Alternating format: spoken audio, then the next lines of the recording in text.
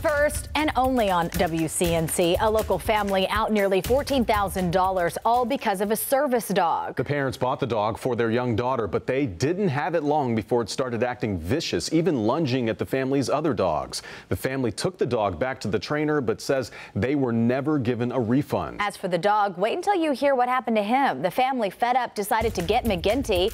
Here's Bill with all of the twists and turns. The young girl in the photo has autism. Her new service dog was going to be an asset to her, helping her navigate daily life. But pictures can often be deceiving. Anything that is a repetitive behavior or a STEM activity that's not good, the dog can be trained to interrupt that by nudging on them and gets the child to refocus their attention on the dog. The Cummings family turned to Rycon Service Dogs in Raleigh for a dog, and they paid $13,900 for this dog. They named it Okami, a Briard, which is a breed of French sheepdog. The Cummings tell me they were promised a well-trained, well-certified service dog, specifically trained to help with autism. But shortly after they picked Okami up, major problems surfaced the second they brought her home. Charged in, jerked the leash from my husband's hand, and grabbed our dog Dallas by the throat. Hey. Take a look at this video in PetSmart. Rachel says Okami is difficult to control and lunged at another dog. Remember, Okami is supposed to be a service dog. Yes, a $14,000 trained service dog for a child that's supposed to be able to attend school with her. The Cummings were afraid to have Okami around other people, so they called the owner, Mark Mathis, and returned it, asking for their money back.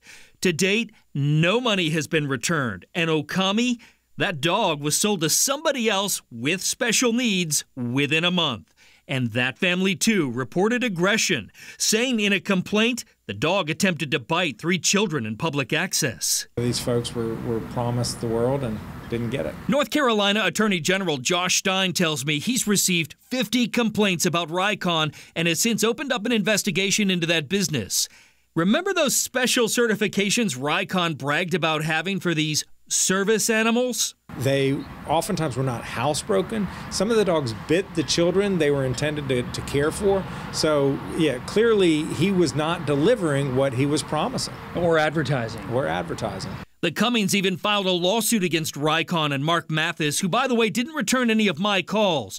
But he did this interview with a Raleigh TV station and has since closed up his business. You can understand how and why they're upset. Of course, they have every right to be. When you're watching your child disintegrate underneath the weight of their disability, you have someone dangling this massive amount of hope out in front of you. The price tag almost seems irrelevant. What a story, huh? So where is Okami now? Well, that dog is now with a trainer.